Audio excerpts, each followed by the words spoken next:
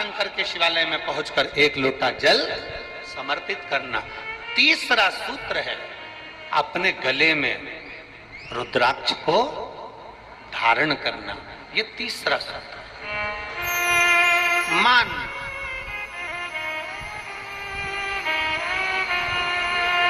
मस्तक पे से तिलक मिट गया। मान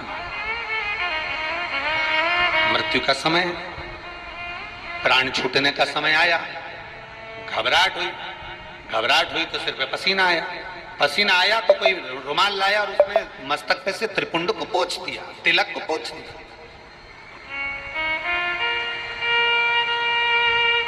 मान लो तिलक कुछ गया,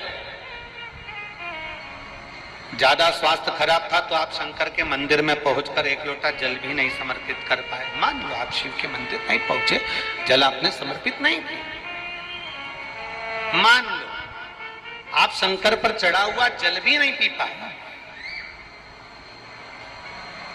शिव महापुराण की कथा कहती है, भगवान शंकर का संवाद कहता है,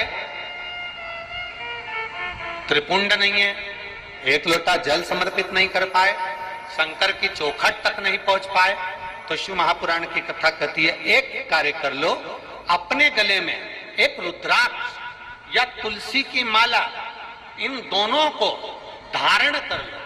क्यों? क्योंकि सिर का तिलक मिट जाएगा।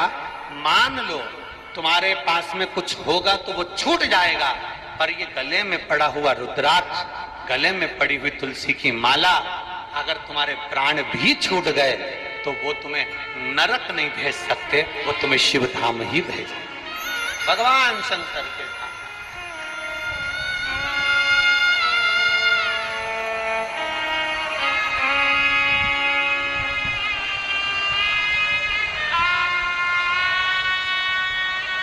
और बहुत बहुत सुंदर भाव कहा है, जरा ध्यान देना। कोई कहे कि गुरुजी हम नारायण को भजने वाले हैं, हम मरेंगे तो बैकुंठ जाएंगे। कोई कहे हम राम को भजने वाले हैं, हम मरेंगे तो बैकुंठ जाएंगे। कोई कहे हम कृष्ण को मानने वाले हैं, हम मरेंगे तो बैकुंठ जाएंगे। कोई कहे हम दत्त को मानने वाले हैं, हम मरेंगे तो हम बैकुंठ जाएंगे। जरा एक बार लिंग पुराण को उठाकर पढ़िएगा, एक बार स्कंद पुराण को उठाकर पढ़िएगा, एक बार गर्ग संहिता को पढ़िएगा, एक बार शिव महापुराण का स्मरण करिएगा, और एक बार ब्रह्म वैवर्त पुराण को भी पढ़िएगा, और एक बार अगर मौका मिल जाए तो नर्मदा पुराण का स्मरण करिएगा, जिसमें स्पष्ट कहा गया, और गरुड़ पुराण को भी अगर ध्यान से पढ़ेंगे तो उसमें भी स्पष्ट किया गया है, पद्म पुराण में भी स्पष्ट किया गया है कि चाहे तुम राम का स्मरण कर रहे हो, चाहे तुम कृष्ण का स्मरण कर रहे हो, चाहे तुम दत्त का स्मरण कर रहे हो, चाहे तुम किसी देवी का स्मरण कर रहे हो, चाहे तुम किसी देवता का स्मरण कर रहे हो, और जब जीव के प्राण छूटते हैं, प्राण छूटने के समय पर यमलोक से जो यमदूत